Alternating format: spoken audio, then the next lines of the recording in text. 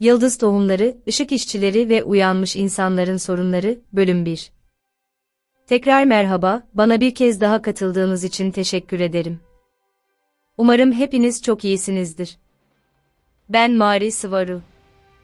Bu çok büyük ve önemli bir konu.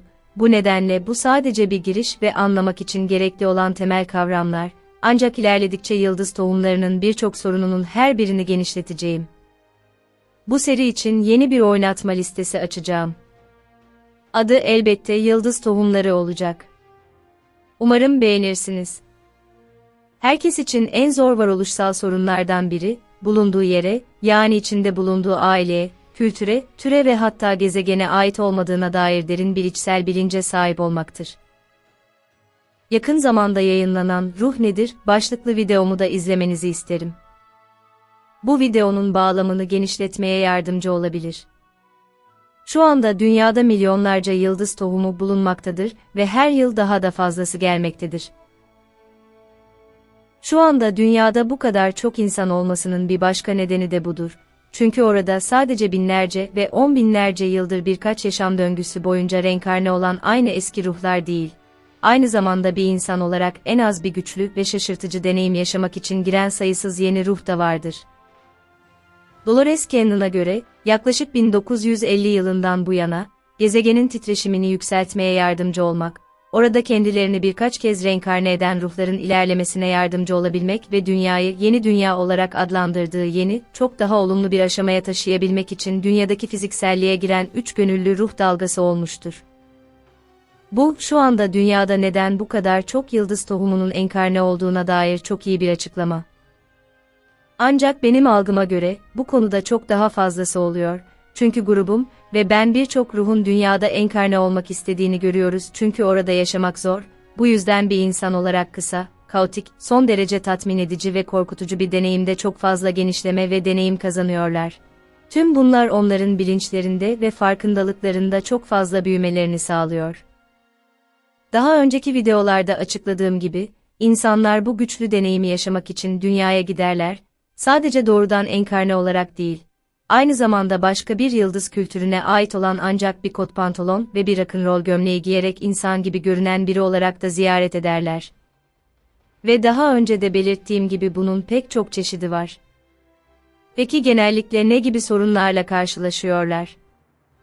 Her şeyden önce, dünyaya enkarne olmadan önce kim olduklarını unutmanın insan olmanın ne olduğunu tam anlamıyla deneyimleyebilmek için gerekli olduğu söylenir.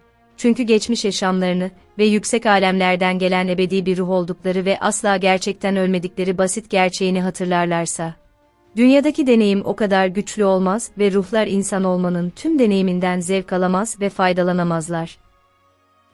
Hafıza silme, ruhların insan olarak dünyaya gelmeden hemen önce hafızalarının silinmesi hakkında çok konuşuluyor. Ancak benim anlayışıma göre ve biraz farklı bir bakış açısına sahip biri olarak, dünyayı ele geçiren karanlık ve şeytani bir güç tarafından ruhları geri dönüştürerek sömürmek için bir tür teknolojik araçla zihin ve hafıza kaydırma veya silme işlemini görmüyorum ve kabul etmiyorum.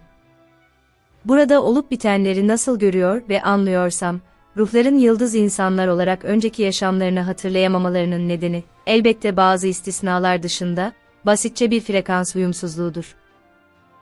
Yüksek alemlerde, başka bir yüksek titreşimli gezegende ya da sadece öbür dünyada veya yaşamlar arasında yaşamış olmanın anısı çok yüksek bir titreşim ve frekanstadır ve dünyanın çoğunlukla düşük frekanslı varoluş alemiyle büyük bir tezat oluşturur. Bu da gezegenin düşük frekanslı aleminin ötesindeki herhangi bir şeyi hatırlamayı çok zorlaştırır çünkü diğer alemin frekansı ile dünyanınki çok farklıdır ve bu nedenle de uyumsuzdur. Çoğu insanın rüyalarını hatırlamasının zor olmasının nedeni de budur çünkü onlar da çok yüksek ve çok daha hafif bir deneysel alemde meydana gelirler. Daha basit bir ifadeyle, basit bir frekans uyumsuzluğu nedeniyle hafıza fiziksel bedene uyumlanamaz. Ve burada hepinize grubumun ve benim bakış açıma ve anlayışıma göre hafızanın bedende depolanmadığını hatırlatmalıyım. O eterdedir ve bedene yalnızca nöron adı verilen hücresel çeviriciler ve bedendeki her hücrede anten görevi gören DNA aracılığıyla gelir. Yıldız tohumları için tüm bunlarla ilgili sorun, ruhlarının doğal olarak o kadar yüksek bir frekansa sahip olmasıdır ki, sonunda insan olmadan önceki yaşamlarının ve deneyimlerinin çoğunu hatırlamaya başlarlar. Ve bu anıların en yaygın olanları belirli olaylar değil, başka bir yere ait olduklarına dair derin bir içsel bilgidir.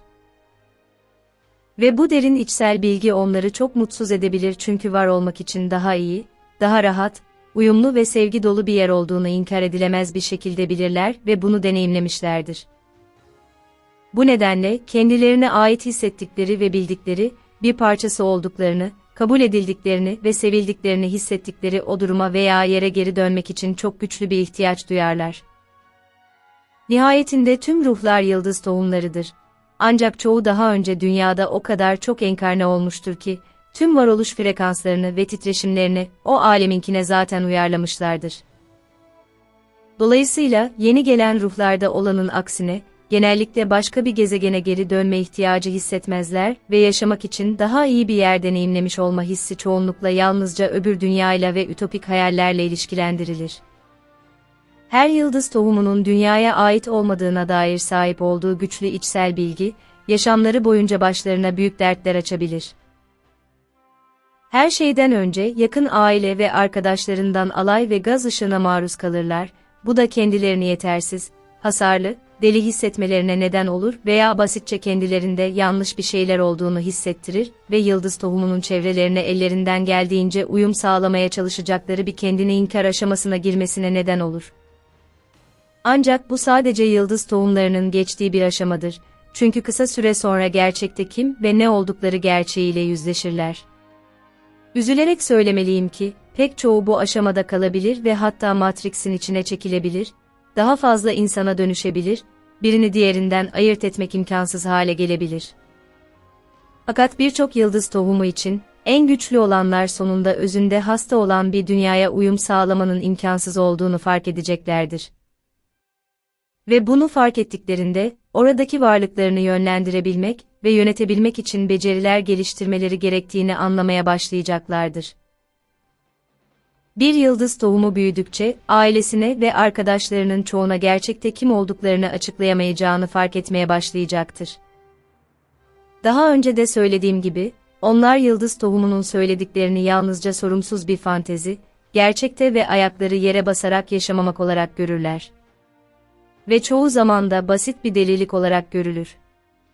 Yıldız tohumu çok geçmeden kişisel değerlerine ve ilkelerine ters düşmeden mümkün olan en iyi şekilde ikili bir hayat yaşaması gerektiğini anlayacaktır ve bunu başarmak çok zor olabilir, etraflarındaki insanlara bağlı olarak bazıları için diğerlerinden daha zor olabilir.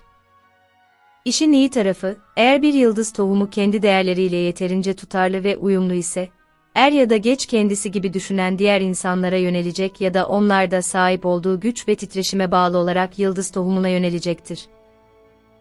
Ancak, dünyada tek başına, diğerlerinden izole bir şekilde, yıldız kimliği, ilkeleri ve değerleriyle uyumlu olarak işlev görebilen ve yaşam misyonlarını ve beklentilerini yerine getirebilmek için Matrix'te gezinmek ve hatta Matrix'i kendi yararlarına kullanmak için yeterli beceri geliştirmiş olan en güçlü yıldız tohumu türü vardır. Yaşam misyonlarından bahsetmişken, bunlar tanımlanması en zor olanlardır çünkü yalnızca her bir yıldız tohumunun bakış açısına, isteklerine ve ihtiyaçlarına bağlıdırlar. Dünyadaki ruh varlıkları ve varoluşları, bir insan olarak varlıklarını ve fizikselliklerini haklı çıkarmak için fazlasıyla yeterlidir. Yine de bunu onlara söylemek pek çokları için yeterince tatmin edici değildir. Çünkü sadece yüksek alemlerin frekansını ve titreşimini dünyaya getirmek için orada bir tür eterik anten olarak var olmaktan başka daha önemli ve daha anlamlı bir şey yapma ihtiyacı hissederler.